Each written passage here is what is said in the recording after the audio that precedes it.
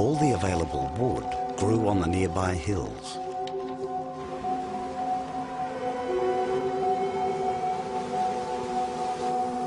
Slowly, it became harder and harder to reach. Eventually, the supply could not keep up.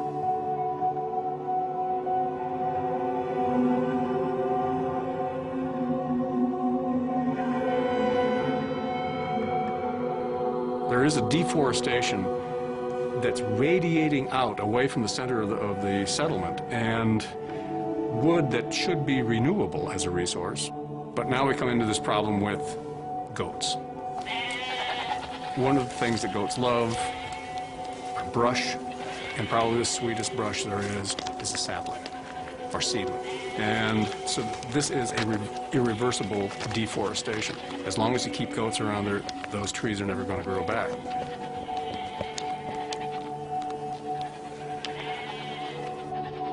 For the first time, human communities were destroyed by environmental collapse, which they themselves had caused.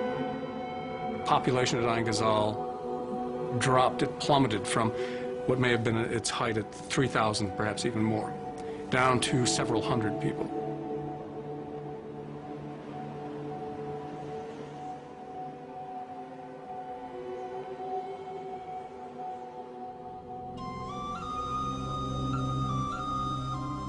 Towns like Ain Ghazal were finally abandoned. The archaeological record almost disappears after 2,500 years of settlement.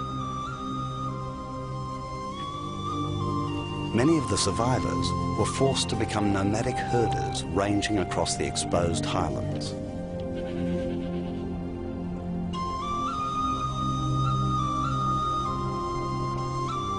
It would take another 1,000 years before farmers found a way to survive in this landscape again. In Europe, the advancing farmers were still trying to use methods from the Middle East. But this world was very different. A lot of the technologies needed to be rethought.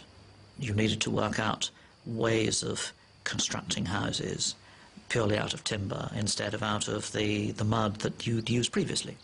You needed to work out ways of dealing with dense forest.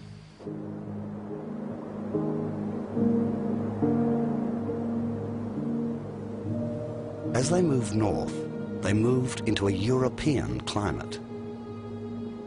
The seasons were much more extreme. Here, farming seemed to be impossible.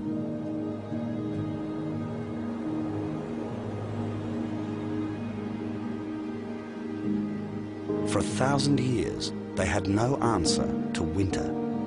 They could go no further.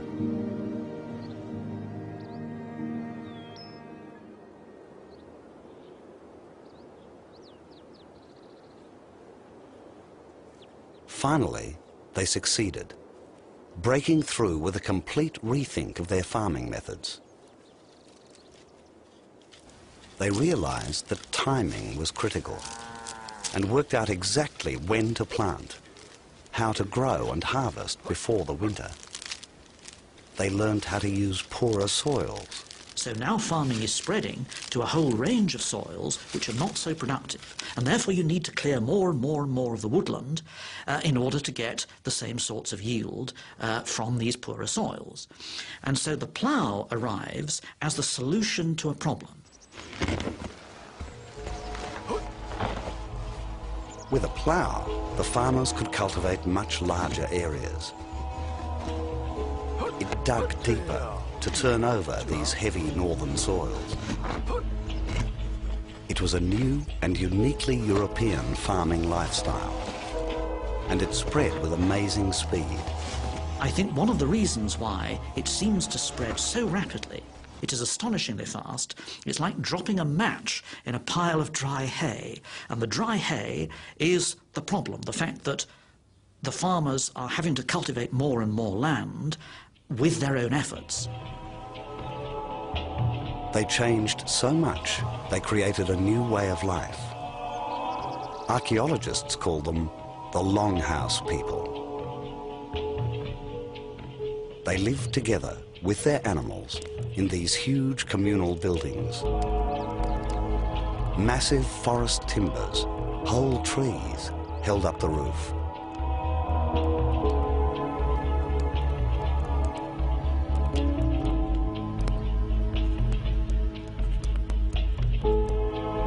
Their possessions revealed a new kind of conformity.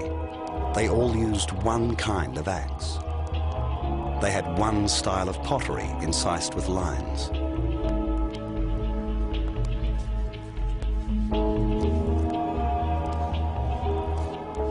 Perhaps it was the only way for Stone Age farmers to absorb so much change and finally adapt to a new landscape.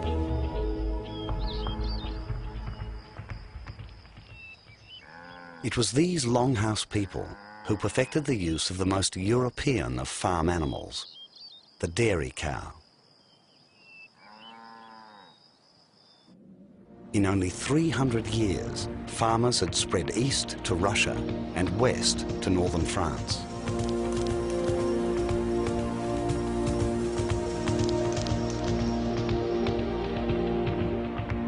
The continent was dotted with cleared fields. The face of Europe had changed forever.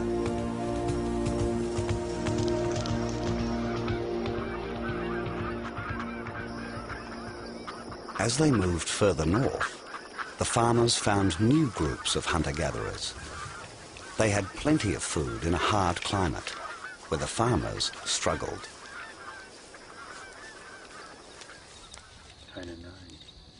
These northern people had studied their world for 5,000 years.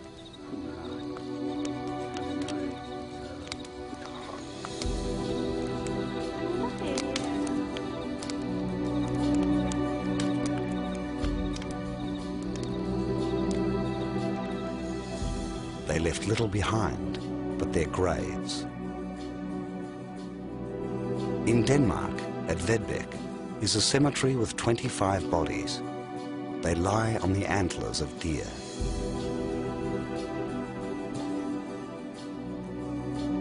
This woman died in childbirth.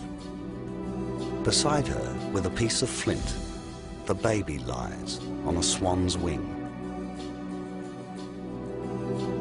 These people show no influence from the Middle East. They retain their own hunter-gatherer culture. The dead lie as they have been allowed to decay. Their skulls remain with the things they loved in life. These hunter-gatherers were able to coexist with the farmers. They were useful to each other.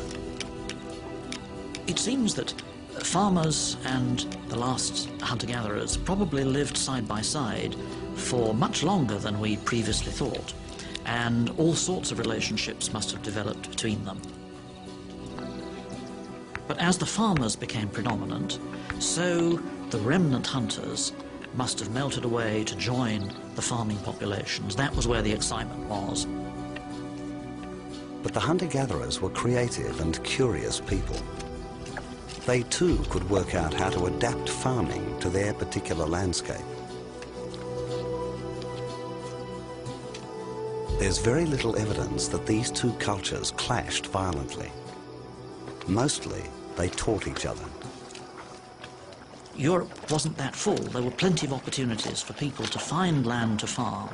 It was that the advantage slowly went from being a hunter and gatherer up in the hills to being down on the plain with the rest of the farmers, exchanging things with them, interacting with them, and enjoying the excitement of human contact and being part of a larger group. Ultimately, the decision was about food. The hunter-gatherers abandoned a life with the fear of hungry times for the secure harvests of settled farming.